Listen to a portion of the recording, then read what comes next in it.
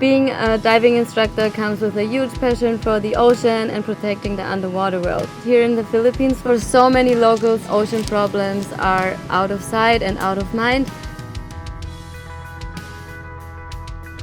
Our goal is to make local people aware of consequences of disposing of these materials in the wrong way. Show the people how easy it is to recycle plastic instead of burning it, burying it in the earth or throwing it into the ocean.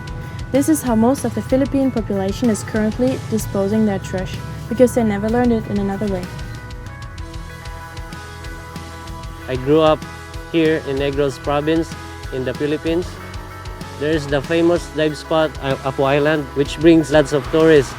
When Tony, Pilar, Julia, and I, we had the same ideas about sharing cultures and being friendly with nature. We decided, what if we build our own hostel? So the idea of the hostel focuses on marine conservation and support for the locals. It is not so much a business, it is about setting an example for everybody, creating a place for backpackers and locals where both can benefit from a symbiotic relationship with each other and the environment. Our aim is to combine the already popular diving industry here in the Philippines with education to protect and renew the ocean, as well as to provide new opportunities for locals who really need the support. A lot of my students were foreigners.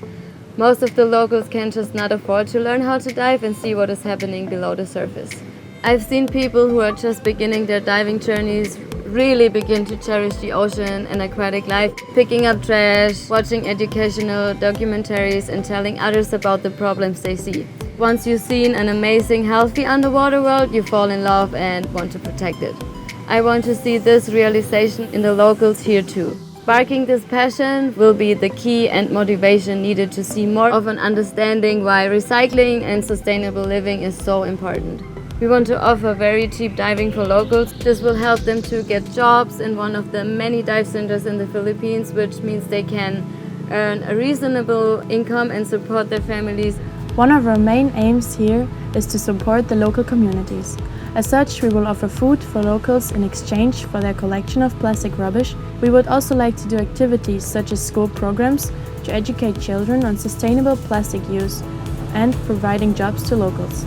We want to teach the people to reduce their environmental footprint, experimenting with as many possible ways to achieve our overall goal. To reduce the plastic production, we firstly have to stop using it and to switch to more reusable materials. Secondly, we have to recycle the plastic which is already in use.